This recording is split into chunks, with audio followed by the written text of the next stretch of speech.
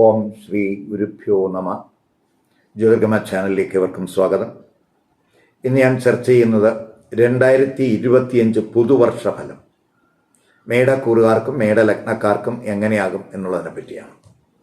അതായത് അശ്വതി, ഭരണി, കാർത്തിക നക്ഷത്രത്തിൻ്റെ ആദ്യപാദത്തിൽ പെടുന്നവർക്ക് 2025 എങ്ങനെയാകും. അപ്പം ആദ്യമായിട്ട് നമുക്ക് ഈ മേടക്കൂറുകാരുടെയും മേടലഗ്നക്കാരുടെയും 2025 പൊതുവായിട്ടുള്ള ഗ്രഹസ്ഥിതി എങ്ങനെയായിരിക്കുമെന്ന് നോക്കാം. ആദ്യം നമ്മൾ നോക്കുന്നത് ഈ സാവധാനത്തിൽ രാശി മാറുന്ന ഗ്രഹങ്ങളെ പറ്റിയാണ്. അതായത് ശനി, രാഹു, കേതു, ഗുരു. ഇപ്പം ശനിയെ സംബന്ധിച്ച് നോക്കുമ്പോൾ ശനി മേടക്കൂറുകാർക്ക് മാർച്ച് വരെ ഇഷ്ടസ്ഥാനത്താണ്, 11ാം ഭാവരാശിയിൽ ബലവാനായിട്ട് നിൽക്കുകയാണ്. അത് കഴിയുമ്പോൾ ശനി 12ലേക്ക് രാശി മാറുന്നു. ഒരു 7.5 ശനിയുടെ ആരംഭം ഈ മേടക്കൂറുകാർക്ക് വരുന്നുണ്ട്. അതേസമയം ഗുരു എന്ന് പറയുന്നത് 2ാം ഭാവരാശിയിൽ നിൽക്കുകയാണ്. മെയ് പകുതി വരെ ആ 2ാം ഭാവരാശിയിൽ ഗുരു ഉണ്ടാകും. അതിനുശേഷം ആ ഗുരു 3ാം ഭാവരാശിയിലേക്ക് രാശി മാറുന്നു. ഒക്ടോബർ പകുതി വരെ ആ 3ാം ഭാവരാശിയിൽ ഉണ്ടാകും ഗുരു. ഒക്ടോബർ പകുതിക്ക് ശേഷം ഡിസംബർ ആദ്യവാരം വരെ ആ ഗുരു 4ാം ഭാവരാശിയിലേക്കും രാശി മാറുന്നു. അതിനുശേഷം ആ ഗുരു വക്രത്തിൽ 3ാം ഭാവരാശിയിലേക്ക് രാശി മാറുന്നു. അപ്പം ഗുരുവിന് 2025 2 രാശികളിൽ മാറ്റം വരുന്നുണ്ട് എന്നുള്ളതാണ്. ഇനി അത് കഴിഞ്ഞ് നമ്മൾ നോക്കുമ്പോൾ രാഹു എന്ന് പറയുന്നത് മെയ് പകുതി വരെ 12 സ്ഥിതി ചെയ്യുകയാണ്. അതിനുശേഷം ആ രാഹു 11ാം ഭാവരാശിയിലേക്ക് രാശി മാറുന്നു. ഇതേ സമയം കേതു ഇപ്പോൾ 6ാം ഭാവരാശിയിൽ നിൽക്കുകയാണ്. അത് മെയ് പകുതി കഴിയുമ്പോൾ 5ാം ഭാവരാശിയിലേക്ക് ആ കേതു രാശി മാറുന്നു. അപ്പം നമ്മളിനി ജന്മരാശ്യാധിപനായിട്ടുള്ള കുജൻ്റെ അവസ്ഥയും കൂടെ നോക്കണം. ജന്മരാശ്യാധിപനായിട്ടുള്ള കുജൻ 4ാം ഭാവരാശിയിൽ നിൽക്കുന്നു. അത് ക്രമേണ ജൂൺ 6 വരെ ഈ കുജൻ വക്രത്തിലും നേർസഞ്ചാരത്തിലുമായിട്ട് 3ഉം 4ഉം ഭാവരാശികളിൽ സഞ്ചരിക്കുകയാണ് ജൂൺ ആദ്യത്തെ വാരം വരെ. ഇനി അതിനുശേഷം 5 മുതൽ ഉള്ള മറ്റു രാശികളിലേക്ക് ഈ കുജന് മുന്നോട്ടുള്ള രാശിമാറ്റം വരുന്നുണ്ട്. അതുപോലെ തന്നെ നമ്മൾ വർഷത്തിൻ്റെ ആരംഭത്തിൽ 9 നിൽക്കുന്ന സൂര്യൻ, ആ 9 നിൽക്കുന്ന സൂര്യൻ ക്രമേണ പ്രതിമാസം 10 മുതലുള്ള മുന്നോട്ടുള്ള രാശികളിലേക്ക് രാശി മാറുന്നു. അതുപോലെ വർഷ ആരംഭത്തിൽ ബുധനും ശുക്രനും ഒക്കെ തന്നെ 9ഉം 11ഉം ഭാവരാശികളിലൂടെ മുന്നോട്ട് രാശികൾ മാറുന്നുണ്ട്. ഈ ബുധനും അതുപോലെ തന്നെ ശുക്രനൊക്കെ തന്നെ ഓരോ മാസത്തിലൊരിക്കൽ രാശി മാറുന്നുണ്ട്. ഇതാണ് പൊതുവായിട്ടുള്ള ഗ്രഹസ്ഥിതി എന്ന് പറയുന്നത് 2025.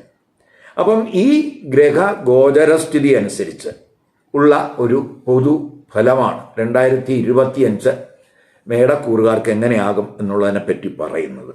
അപ്പം അതേസമയം ഈ 2025 ഈ മേടക്കൂറുകാർക്കും മേടലഗ്നക്കാർക്കും നടക്കുന്ന ദശ എങ്ങനെയുള്ളതാണ്, അപകാരം ഏത് ഗ്രഹത്തിൻ്റെതാണ്, അതുപോലെ ഛിദ്രം. അപ്പോൾ ഇവയൊക്കെ നമ്മൾ ജാതകത്തിൽ ഇഷ്ടസ്ഥാനത്ത് നിൽക്കുന്ന ഗ്രഹങ്ങളുടേതാണോ അല്ലയോ എന്നുള്ളതിനെ ആശ്രയിച്ച് ഞാൻ ഈ പറയുന്ന പൊതുഫലത്തിൽ മാറ്റങ്ങൾ ഉണ്ടാകും. ഇത് നമ്മൾ മനസ്സിലാക്കേണ്ടുന്ന കാര്യമാണ്. അപ്പം അതൊക്കെ നമ്മൾ ജാതക നിരീക്ഷണത്തിലൂടെ മാത്രമേ നമുക്ക് പറയാൻ കഴിയുള്ളൂ. അപ്പം നമുക്ക് ആദ്യമായിട്ട് ഈ 2025 ഈ മേടക്കൂറുകാർക്കും മേടലഗ്നക്കാർക്കും അവരുടെ ആരോഗ്യസ്ഥിതി എങ്ങനെയായിരിക്കും എന്ന് നോക്കാം. ഇപ്പോൾ ആരോഗ്യസ്ഥിതി പ്രത്യേകിച്ച് മാർച്ച് വരെ വലിയ ആരോഗ്യ പ്രശ്നങ്ങളൊന്നും അവർക്ക് ഉണ്ടാകില്ല. മാർച്ച് കഴിയുമ്പോൾ ഈ ശനി ഈ മേടക്കൂറുകാരുടെ 12ാം ഭാവരാശിയിലേക്ക് രാശി മാറുന്നു. അതായത് അവർക്ക് 7.5 ശനിയുടെ ഒരു ആരംഭമായിരിക്കും. ആ സമയത്ത് അവർക്ക് ചിലപ്പോൾ തൊഴിലുമായിട്ട് ബന്ധപ്പെട്ടൊക്കെ ചിലപ്പോൾ ദൂരയാത്രകൾ, അല്ലെങ്കിൽ തൊഴിലുമായിട്ട് ബന്ധപ്പെട്ട എന്തെങ്കിലുമൊക്കെ ബുദ്ധിമുട്ടുകൾ, അതുപോലെ വർക്കിൽ ഒരു സ്ട്രെസ്സ്, അങ്ങനെയൊക്കെ വരുമ്പോൾ പൊതുവെ ഒരു ശരീരക്ഷീണം, അതുപോലെ മാനസികമായിട്ട് സ്ട്രെസ്സും സ്ട്രെയിനും ഒക്കെ ഉണ്ടാകാനുള്ള ഒരു സാധ്യത കാണുന്നുണ്ട്, പ്രത്യേകിച്ച് മാർച്ച് അവസാനം മുതൽ. അതുപോലെ തന്നെ അപ്പോൾ ഈ കൂറുകാരെ സംബന്ധിച്ചിടത്തോളം മറ്റ് പ്രശ്നങ്ങളില്ലെങ്കിൽ തന്നെയും ഒരു സ്ട്രെസ്സ്, അതുപോലെ ഫിസിക്കലായിട്ടുള്ള ഒരു എക്സസൈസൊക്കെ വേണ്ടി വരുന്ന സമയമാണ്. അപ്പോൾ യോഗ, മെഡിറ്റേഷൻ അതുപോലെയുള്ള കാര്യങ്ങളിലൊക്കെ ശ്രദ്ധ കൊടുത്ത് പോകേണ്ടുന്ന ഒരു വർഷമാണ്. അതുപോലെ തന്നെ ആഹാരത്തിലുമൊക്കെ ശ്രദ്ധ കൊടുക്കണം. ചിലരെ സംബന്ധിച്ചിടത്തോളം ഈ സ്റ്റൊമക്ക് റിലേറ്റഡ് ആയിട്ടുള്ള എന്തെങ്കിലുമൊക്കെ ഇഷ്യൂസ് ഇടയ്ക്കിടയ്ക്ക് വരാൻ സാധ്യതയുണ്ട്. അതുകൊണ്ട് മാനസികമായിട്ട് ഒരു ശ്രദ്ധ കൊടുക്കണം. പ്രത്യേകിച്ച് മെയ് പകുതിയൊക്കെ കഴിയുമ്പോൾ കേതു 5-ാം ഭാവരാശിയിലേക്ക് രാശി മാറുന്നുണ്ട്. അപ്പോൾ അവിടെയൊക്കെ മാനസികമായിട്ട് ഒരു ടെൻഷനും സ്ട്രെസ്സും ഒക്കെ ഉണ്ടാകാൻ സാധ്യതയുണ്ട്. ഇനി 2025 ഈ മേടക്കൂറുകാരുടെയും മേടലഗ്നക്കാരുടെയും തൊഴിൽ സാഹചര്യം പൊതുവെ എങ്ങനെയാകും നോക്കാം. ആദ്യത്തെ 3 മാസം എന്ന് പറയുന്നത് പ്രത്യേകിച്ച് മാർച്ച് വരെ അത് കർമ്മ നേട്ടങ്ങളുടെ സമയമായിരിക്കും. അതായത് തൊഴിലിൽ ഉയർച്ച, അതുപോലെ തൊഴിലിൽ സ്ഥാനക്കയറ്റം, അതുപോലെ തൊഴിൽ അന്വേഷിക്കുന്നവർക്ക് തൊഴിൽ അവസരങ്ങൾ, തൊഴിൽ ലഭിക്കാനുള്ള സാധ്യത, ഇവയൊക്കെ ആദ്യത്തെ 3 മാസം വളരെ കൂടുതലായിരിക്കും. അതുപോലെ തന്നെ നമ്മൾ ഈ മേലുദ്യോഗസ്ഥരുടെയൊക്കെ പ്രീതിയൊക്കെ കൂടുന്നതിന് സാധ്യതയുണ്ട്. അപ്പോൾ അവരുടെയൊക്കെ ഒരു സഹായം കിട്ടുന്നതിന് സാധ്യതയുണ്ട്. അതുപോലെ തൊഴിലിടത്ത് എന്തെങ്കിലും പ്രയാസങ്ങളോ പ്രശ്നങ്ങളോ ഒക്കെ ഉണ്ടെങ്കിൽ അതൊക്കെ മാറുന്നതിനുമൊക്കെ അനുകൂലമായിട്ടുള്ള ഒരു സമയമാണ്, പ്രത്യേകിച്ച് വർഷത്തിൻ്റെ തുടക്കം എന്ന് പറയുന്നത്. ഇത് മാർച്ച് അവസാനം മുതൽ ഈ കർമ്മഭാവാധിപനായിട്ടുള്ള ശനി, പ്രത്യേകിച്ച് കർമ്മകാരകനും കൂടിയാണ് ശനി, ആ ശനി 12-ാം ഭാവരാശിയിലേക്ക് രാശി മാറുന്നുണ്ട്. അത് ഈ കുറുകാരെ സംബന്ധിച്ചിടത്തോളം 7.5 ശനിയുടെ ഒരു തുടക്കമാണ്. അത് ചിലപ്പോൾ തൊഴിലിൽ സഡനായിട്ടുള്ള ഒരു ചേഞ്ച് മാർച്ച് കഴിയുമ്പോൾ ഉണ്ടാകാൻ സാധ്യതയുണ്ട്. അപ്രതീക്ഷിതമായിട്ടുള്ള ചെറിയ ചലഞ്ചസ് തൊഴിലിടത്ത് ചിലപ്പോൾ ഉണ്ടായെന്ന് വരാം. എന്തെങ്കിലുമൊക്കെ പ്രശ്നങ്ങൾ ചിലപ്പോൾ തൊഴിലിടത്ത് വന്നു എന്ന് വരാം. ചിലപ്പോൾ തൊഴിലിൽ ഒരു ട്രാൻസ്ഫർ ഉണ്ടാകാനും സാധ്യതയുണ്ട്. അതുപോലെ കൃത്യസമയത്ത് ചിലപ്പോൾ വർക്ക് ചെയ്ത് തീർക്കാൻ കഴിയാത്ത ചില സാഹചര്യങ്ങളൊക്കെ ചിലപ്പോൾ വന്നു എന്ന് വരാം. അല്പം ഹാർഡ് വർക്കൊക്കെ വേണ്ടി വരുന്ന സമയമായിരിക്കും. പ്രത്യേകിച്ച് തൊഴിലുമായിട്ട് ബന്ധപ്പെട്ട ഈ കർമ്മഭാവാധിപൻ തന്നെ 12ലേക്ക് രാശി മാറുന്ന സമയമാണ്. അപ്പോൾ വർക്കിലൊരു സ്ട്രെസ്സ്, അതുപോലെ മെൻ്റലായിട്ടുള്ളൊരു ടെൻഷനൊക്കെ ചിലപ്പോൾ തൊഴിലിടത്ത് ഉണ്ടാകാൻ സാധ്യതയുണ്ട്. അതുപോലെ ചിലർക്കാണെങ്കിൽ ഈ തൊഴിലിൽ എന്തെങ്കിലുമൊക്കെ നിയമ പ്രശ്നങ്ങൾ ചിലപ്പോൾ വന്നു എന്ന് വരാം, ഈ പ്രത്യേകിച്ച് മാർച്ചൊക്കെ കഴിയുമ്പോൾ. ഇപ്പം മെയ് കഴിയുമ്പോൾ സ്ഥിതിയിൽ മാറ്റങ്ങളൊക്കെ വരും. എങ്കിലും 10-ാം ഭാവരാശിയിൽ മെയ് പകുതി വരെ ഗുരുവിൻ്റെയൊക്കെ ദൃഷ്ടിയുണ്ട്. എന്തെങ്കിലും പ്രശ്നങ്ങൾ വന്നാൽ തന്നെയും അവയൊക്കെ കൺട്രോൾ ചെയ്യുന്നതിന് ആ 10-ാം ഭാവരാശിയിലേക്കുള്ള ഗുരുവിൻ്റെ ദൃഷ്ടിക്ക് കഴിയും. അതേസമയം ഈ മാർച്ച് അവസാനമൊക്കെ കഴിയുമ്പോൾ പ്രത്യേകിച്ച് വിദേശത്തൊക്കെ തൊഴിൽ അന്വേഷിക്കുന്നവർക്ക് പൊതുവെ അനുകൂല സാഹചര്യമായിരിക്കും. കാരണം കർമ്മഭാവാധിപൻ 12-ാം ഭാവരാശിയിലേക്ക് രാശി മാറുന്ന സമയമാണ്. അപ്പോൾ അത് വളരെ ഗുണം ചെയ്യും. മാത്രമല്ല ഈ 11ലേക്ക് രാഹുവും കൂടെ നിൽക്കുന്ന സമയമാണ്. അപ്പോൾ അതൊക്കെ പ്രത്യേകിച്ച് വിദേശത്തൊക്കെ തൊഴിൽ അന്വേഷിക്കുന്നവർക്ക് വളരെ ഗുണം ചെയ്യും. അതുപോലെ ഗുരു 3ലേക്ക് രാശി മാറുന്നുണ്ട്. ചില ഭാഗ്യസ്ഥാനത്ത് ഒക്കെ ഒരു ദൃഷ്ടി, ആ ഗുരുവിൻ്റെ ദൃഷ്ടി ഭാഗ്യസ്ഥാനത്തൊക്കെ വരുന്നുണ്ട്. അപ്പോൾ അതൊക്കെ ഒരു ഭാഗ്യാനുഭവങ്ങളൊക്കെ ഉണ്ടാകുന്നതിന് ആ ഗുരുവിൻ്റെ ദൃഷ്ടിയൊക്കെ സഹായകമാണ്. അതേപോലെ ചില മേഖലയിൽ, പ്രത്യേകിച്ച് ഈ കമ്മ്യൂണിക്കേഷൻ റിലേറ്റഡ് ആയിട്ടുള്ള മേഖലകളിൽ വർക്ക് ചെയ്യുന്നവർ, മാർക്കറ്റിങ്ങുമായിട്ട് ബന്ധപ്പെട്ട് പ്രവർത്തിക്കുന്നവർ, ടീച്ചിങ് മേഖലയിലുള്ളവർ, അതുപോലെ ട്രാവൽ റിലേറ്റഡ് ആയിട്ടുള്ള വർക്ക് ചെയ്യുന്നവർ, ടൂറിസവുമായി ബന്ധപ്പെട്ട് പ്രവർത്തിക്കുന്നവർ, അവർക്കൊക്കെ തന്നെ വലിയ ഗുണാനുഭവം ഉണ്ടാകാൻ സാധ്യതയുണ്ട്. പ്രത്യേകിച്ച് മെയ് പകുതി കഴിയുമ്പോൾ ആ ഗുരുവിൻ്റെയൊക്കെ രാശി മാറ്റം വരുന്ന സമയത്ത്. ഇപ്പം ഡെഡിക്കേറ്റഡ് ആയിട്ട് വർക്ക് ചെയ്ത് പോകുന്നവർക്ക്, സാത്വികമായിട്ടുള്ള കാര്യങ്ങളൊക്കെ അനുഷ്ഠിച്ചു പോകുന്നവർക്ക് വലിയ പ്രയാസങ്ങളൊന്നും ഉണ്ടാകില്ല. വിദേശത്ത് തൊഴിൽ അവസരങ്ങളൊക്കെ ഉണ്ടാകുന്നതിന് അനുകൂലമായിട്ടുള്ളൊരു വർഷമായിരിക്കും 2025. ഇനി നമുക്ക് 2025 ഈ മേടക്കൂറുകാരുടെയും മേട ലഗ്നക്കാരുടെയും ബിസിനസ് സാഹചര്യം എന്നും കൂടെ നോക്കാം. ഇപ്പോൾ ബിസിനസ്സുകാരെ സംബന്ധിച്ചിടത്തോളം വർഷ ആരംഭത്തിൽ പൊതുവെ ഗുണപരമായിട്ടുള്ള ഒരു സാഹചര്യമാണ് കാണുന്നത്. എങ്കിലും ഫെബ്രുവരി മുതൽ മാർച്ച് മാസങ്ങളിൽ ഈ ഡൊമസ്റ്റിക് ആയിട്ടുള്ള ബിസിനസ്സുകാർക്ക് ഒരു ന്യൂട്രൽ ആയിട്ടുള്ള ഒരു അവസ്ഥയായിരിക്കും ഉണ്ടാകുന്നത്. അവർ പ്രതീക്ഷിക്കുന്നതിനനുസരിച്ചുള്ള ഒരു പുരോഗതി മാർച്ച് വരെ, ഫെബ്രുവരി മുതൽ മാർച്ച് വരെ ഉണ്ടാകണമെന്നില്ല. അതേസമയം വിദേശ വ്യാപാരമൊക്കെ നടത്തുന്നവർക്ക് വലിയ നേട്ടങ്ങൾ പ്രതീക്ഷിക്കാവുന്ന സമയവുമാണ്. മെയ് അവസാനമൊക്കെ ആവുമ്പോൾ ബിസിനസ്സിൽ അനുകൂലമായിട്ടുള്ള മാറ്റങ്ങൾ കണ്ടു തുടങ്ങും. പുത്തൻ ബിസിനസ് തുടങ്ങുന്നവർക്കും അതുപോലെ ബിസിനസ് വിപുലീകരണം ആഗ്രഹിക്കുന്നവർക്കുമൊക്കെ തന്നെ അത് പ്രത്യേകിച്ച് രാഹുവിൻ്റെയും ആ ഗുരുവിൻ്റെയൊക്കെ രാശിമാറ്റം വളരെ ഗുണം ചെയ്യും. പ്രത്യേകിച്ച് ഏപ്രിൽ മുതൽ 7.5 ശനിയുടെയൊക്കെ സമയമായതുകൊണ്ട് ബിസിനസ്സുകാർക്കായാലും അതുപോലെ തന്നെ മറ്റ് ഇപ്പോൾ കരിയർ റിലേറ്റഡ് ആയിട്ടുള്ള പ്രവർത്തനങ്ങളിൽ ഏർപ്പെടുന്നവർക്കൊക്കെ തന്നെ മാനസികമായിട്ടൊരു ടെൻഷനൊക്കെ ചിലപ്പോൾ ഉണ്ടാകാൻ സാധ്യതയുണ്ട്. ഒരു ഏകാഗ്രത കുറവൊക്കെ വരാൻ സാധ്യതയുണ്ട്. ഒരു സംതൃപ്തി ഇല്ലായ്മയ്ക്കൊക്കെ സാധ്യതയുണ്ട്. കാര്യങ്ങളിൽ എന്തെങ്കിലുമൊക്കെ ചിലപ്പോൾ എന്തെങ്കിലും ഒരു കൺഫ്യൂഷൻ ഉണ്ടാകുക, തീരുമാനം എടുക്കാൻ കഴിയാത്ത സാഹചര്യങ്ങൾ വരിക, അങ്ങനെയൊക്കെയുള്ളൊരു സാഹചര്യങ്ങൾ വരാം. അപ്പോൾ ഇവയിലൊക്കെ ഒരു കരുതൽ ഈ കുറുകാർക്ക് 2025 വേണം. ഇനി 2025 വിദ്യാർത്ഥികളുടെ അവസ്ഥയിൽ നിന്ന് നോക്കാം.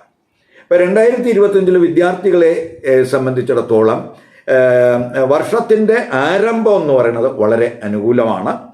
മാർച്ച് പകുതി മുതൽ ഏപ്രിൽ പകുതി വരെ പഠനത്തിൽ ഒരു കോൺസെൻട്രേഷനൊക്കെ കുറയാൻ സാധ്യതയുണ്ട്. പ്രത്യേകിച്ച് സൂര്യനും ബുധനും ഒക്കെ 12ലേക്ക് വരുന്ന സമയമാണ്. മാത്രമല്ല ബുധൻ 12 നീചസ്ഥിതനായിട്ട് വരുന്ന സമയവും കൂടെയാണ്. അതുകൊണ്ട് നമ്മൾ ഏപ്രിൽ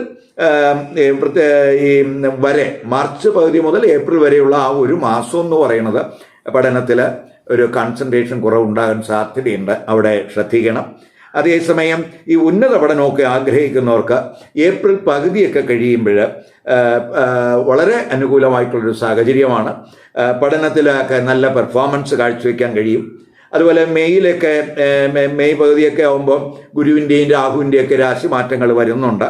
അപ്പോൾ പ്രത്യേകിച്ച് ഈ ഗുരുവിൻ്റെയൊക്കെ രാശിമാറ്റം വരിക എന്ന് പറയുമ്പോൾ ആ 9ാം ഭാവാധിപൻ 9ലേക്ക് ദൃഷ്ടി ചെയ്യുന്ന സമയവും കൂടിയാണ്. അപ്പോൾ ഈ ഉന്നത വിദ്യ അഭ്യസിക്കുന്നവരെ സംബന്ധിച്ചിടത്തോളം അത് വിദേശത്തൊക്കെ ഉന്നത വിദ്യ അഭ്യസിക്കുന്നതിനോ ഗവേഷണം നടത്തുന്നതിനോ ഒക്കെ താല്പര്യമുള്ളവർക്ക് വളരെ അനുകൂലമായിട്ടുള്ള ഒരു സമയമായിരിക്കും. പ്രത്യേകിച്ച് ഈ മെയ് പകുതിയൊക്കെ കഴിയുമ്പോൾ ഉള്ള ഒരു സമയം എന്ന് പറയുന്നത്. അതുപോലെ അവർക്ക് അവരാഗ്രഹിക്കുന്നത് പോലെയുള്ള കോഴ്സിലൊക്കെ അഡ്മിഷൻ കിട്ടുന്നതിനൊക്കെ സാധ്യതയുണ്ട്. അതുപോലെ തന്നെ ഈ രാഹുവിൻ്റെയൊക്കെ 11ലെ സ്ഥിതി പൊതുവെ നേട്ടങ്ങളൊക്കെ ഉണ്ടാക്കി തരും. പ്രത്യേകിച്ച് വിദേശ ബന്ധവുമായിട്ട് ബന്ധപ്പെട്ടുള്ള കാര്യങ്ങൾക്ക്. അതുപോലെ തന്നെ നമുക്ക് സീനിയർ അധ്യാപകരുടെയൊക്കെ തന്നെ അതുപോലെ തന്നെ നമ്മുടെ വെൽ വിഷേഴ്സിൻ്റെയൊക്കെ തന്നെ ഒരു ഗൈഡ് ലൈൻസ് ഒക്കെ നമുക്ക് കിട്ടും. അവരുടെ ആ ഗൈഡൻസ് ഒക്കെ പ്രത്യേകിച്ച് പഠനത്തിൽ വലിയ ഒരു മാറ്റം ഉണ്ടാകാൻ അത് വഴിതെളിക്കും. ഒരു ഗ്രീൻ സിഗ്നൽ ആ പഠനത്തിൻ്റെ പാതയിൽ ഉണ്ടാകും എന്ന് തന്നെ പറയാം. മത്സര പരീക്ഷകളിലൊക്കെ പ്രത്യേകിച്ച് വിദ്യാർത്ഥികൾ തിളക്കമാർന്ന വിജയം കൈവരിക്കാനൊക്കെ കഴിയുന്ന ഒരു വർഷമായിട്ടും കൂടെ കാണുന്നുണ്ട്. അതേസമയം പഠനപരമായിട്ടുള്ള ചെലവ് കൂടാൻ ഇടയുണ്ട്. മെയ് പകുതി മുതൽ പ്രത്യേകിച്ച് 5ലൊക്കെ ആ കേതുവിൻ്റെ രാശിമാറ്റമൊക്കെ വരുമ്പോൾ പ്രത്യേകിച്ച് ആ സമയത്ത് നമുക്കൊരു ഡിസ്ട്രാക്ഷൻ ഉണ്ടാകാതിരിക്കാനൊക്കെ ഒന്ന് ശ്രദ്ധിക്കണം.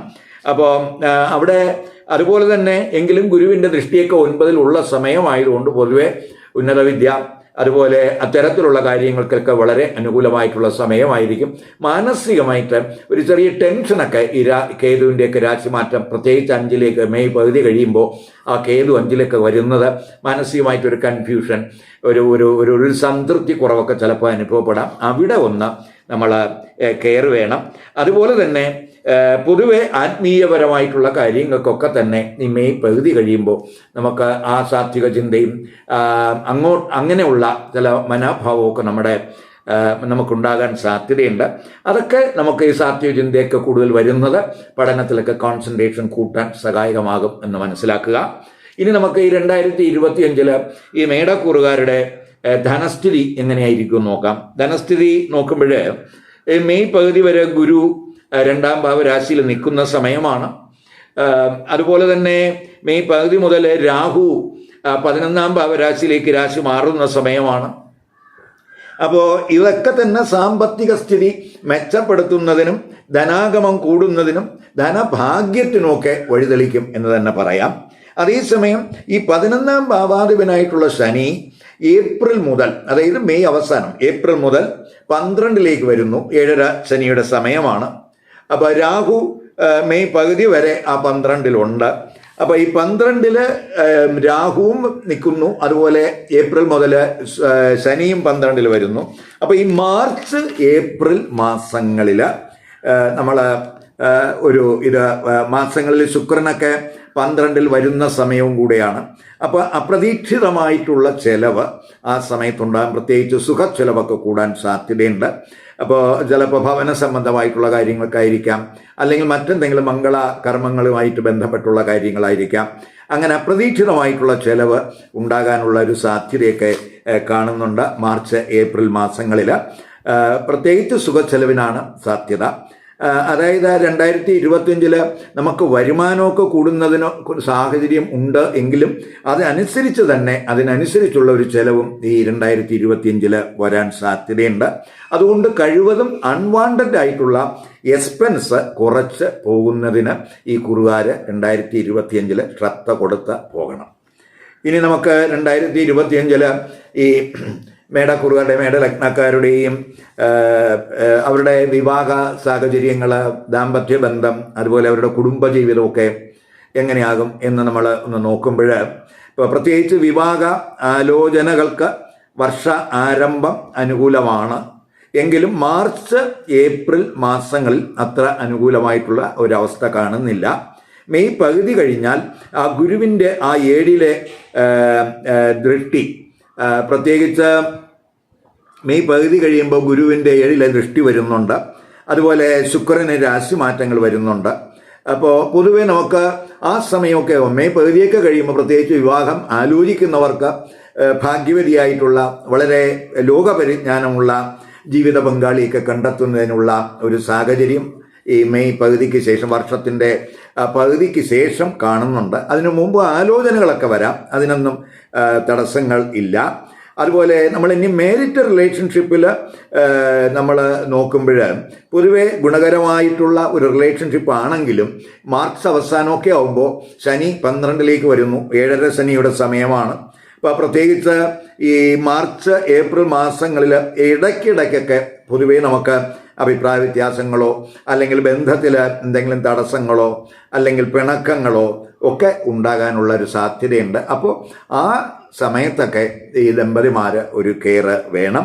മെയ് പകുതി കഴിയുമ്പോൾ പൊതുവെ ദാമ്പത്യ പ്രശ്നങ്ങൾ തന്നെ ആ പ്രശ്നങ്ങളൊക്കെ പരസ്പരം ചർച്ച ചെയ്ത് തെറ്റിദ്ധാരണകളൊക്കെ മാറുന്നതിനും സന്തോഷകരമായിട്ടുള്ളൊരു ദാമ്പത്യ ബന്ധത്തിനുമൊക്കെ പ്രത്യേകിച്ച് ഈ മെയ് പകുതി കഴിയുമ്പോൾ ആ ഗുരുവിൻ്റെയൊക്കെ രാശിമാറ്റം വരുന്നതും ആ ഗുരു 7ാം ഭാവരാശിയിലേക്കൊക്കെ ദൃഷ്ടി ചെയ്യുന്നതും പൊതുവെ ഒരു സന്തോഷകരമായിട്ടുള്ള ദാമ്പത്യ ബന്ധത്തിനും സുഗമമായിട്ടുള്ളൊരു ദാമ്പത്യ ബന്ധത്തിനും അത് വഴിതെളിക്കും എന്ന് തന്നെ പറയാം. അതുപോലെ തന്നെ പൊതുവെ ഈ ദമ്പതിമാർക്ക് പരസ്പരം ബഹുമാനവും പരസ്പരം സ്നേഹവും ഒക്കെ ഉണ്ടാകാനൊക്കെ ഉള്ളൊരു സാധ്യതയുണ്ട്. ഗുരുവിൻ്റെ ആ 2 സ്ഥിതിയും അതുപോലെ തന്നെ 3 രാശിമാറ്റവും പൊതുവെ കുടുംബജീവിതം സന്തോഷകരമാക്കും എന്ന് തന്നെ പറയാം. കുടുംബാംഗങ്ങൾ തമ്മിൽ നല്ല ഐക്യമൊക്കെ ഉണ്ടാകുന്നതിന് സാധ്യതയുണ്ട്. എങ്കിൽ തന്നെയും ഏപ്രിൽ മുതൽ ഞാൻ ഈ പറഞ്ഞതുപോലെ ഈ മേടക്കൂറുകാർക്ക് 7.5 ശനിയുടെ സമയം ആരംഭിക്കുന്ന 7.5 ശനി തുടങ്ങുന്ന സമയമാണ്. അപ്പം ആലസ്യം, യാത്രാക്ലേശങ്ങൾ, അലച്ചിൽ, ധനപരമായിട്ടുള്ള ചെലവ്, അതുപോലെ കാര്യങ്ങൾ സാധിക്കുന്നതിനുള്ള ഒരു കാലതാമസം, കൺഫ്യൂഷൻ, പ്രത്യേകിച്ച് 5 ആ കേതു നിൽക്കുന്ന സമയമാണ്. കൺഫ്യൂഷൻ, മെൻ്റൽ സ്ട്രെസ്സ്, ഒരു സംതൃപ്തി കുറവ്, ഇവയ്ക്കൊക്കെ സാധ്യതയുണ്ട്.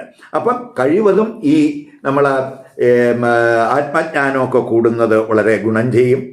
ജപ, അതുപോലെ തന്നെ ധ്യാനം, ഇവയിലൊക്കെ നമ്മൾ ഏർപ്പെടുന്നത് പ്രത്യേകിച്ച് നമുക്ക് മാനസികമായിട്ടുള്ള ആ സ്ട്രെസ്സും ടെൻഷനും ഒക്കെ കുറയ്ക്കാൻ വഴിതെളിക്കും എന്നും കൂടെ മനസ്സിലാക്കുക. ഇപ്പം നമ്മൾ ഇവിടെ വളരെ ശ്രദ്ധിക്കേണ്ട ഒരു കേസ് എന്ന് പറയുന്നത്, ഞാനിപ്പോൾ ഈ മേടക്കൂറുകാരുടെയും മേടലഗ്നക്കാരുടെയും ഫലമാണ് പറഞ്ഞത്. അതേസമയം ഈ മേടക്കൂറിൽ ഉള്ള നക്ഷത്രക്കാർക്ക് ചിലർക്ക് മാത്രമേ മേടലഗ്നം വരികയുള്ളൂ. അപ്പോൾ മറ്റു ചിലർക്ക് വ്യത്യസ്തമായിട്ടുള്ള ലഗ്നരാശികൾ വരും.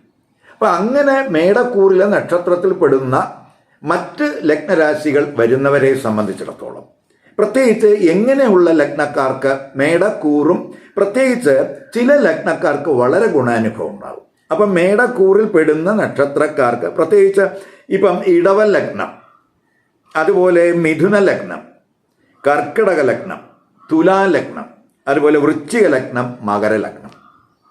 അപ്പം ഈ ഇടവം, മിഥുനം, കർക്കിടകം, തുലാം, വൃശ്ചികം, മകരം ലഗ്നക്കാരായിട്ടുള്ള മേടക്കൂറുകാർക്ക് അവർക്കിപ്പോൾ നടക്കുന്ന ദേശീയം അപകാരവും ഒക്കെ ജാതകത്തിൽ ഇഷ്ടസ്ഥാനത്ത് നിൽക്കുന്ന ഗ്രഹങ്ങളുടേതാണെങ്കിൽ 2025 അവർക്ക് നല്ല വർഷമായിരിക്കും, വളരെ ഗുണാനുഭവം ഉണ്ടാകും എന്ന് തന്നെ പറയാം. അതേസമയം മറ്റ് ലഗ്നക്കാർ, അതായത് മേടക്കൂറിൽ പെടുന്ന ഇപ്പോൾ ചിങ്ങലഗ്നക്കാർ, കന്നി ലഗ്നക്കാർ, ധനു ലഗ്നക്കാർ, കുംഭലഗ്നക്കാർ, അതുപോലെ മീനലഗ്നക്കാർ, അവർക്ക് മറ്റ് ലഗ്നക്കാരെ അപേക്ഷിച്ചുള്ള ഒരു ഗുണാനുഭവം ഉണ്ടാകണമെന്നില്ല എന്നും കൂടെ നമ്മൾ മനസ്സിലാക്കണം. ഇപ്പോൾ ഒരു കൂറിൽ ഉള്ള നക്ഷത്രക്കാർക്ക് വ്യത്യസ്ത ലഗ്നരാശിയിൽ, അപ്പോൾ കൂറും ലഗ്നവും നമ്മൾ കമ്പൈൻ ചെയ്ത് നോക്കുമ്പോൾ ഇടവം, മിഥുനം, കർക്കിടകം, തുലാം, വൃശ്ചികം, മകര ലഗ്നക്കാർ ആയിട്ടുള്ള ഈ മേടക്കൂറുകാർക്ക് വളരെ ഗുണാനുഭവം ഉണ്ടാകും.